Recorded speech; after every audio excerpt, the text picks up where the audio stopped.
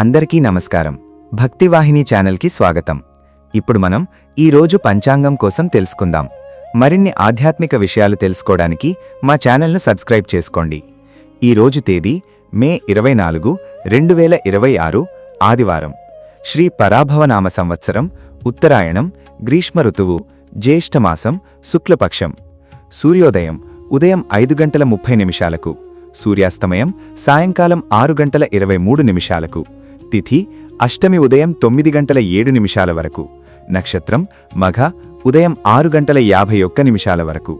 వర్జ్యం మధ్యాహ్నం 2:47 నుండి 4:22 వరకు. దుర్ముహూర్తము సాయంకాలం 4:39 నుండి 5:31 వరకు. అమృతకాలం ఉదయం 6:04 వరకు. మరల రాత్రి 12:19 నుండి 1:54 వరకు.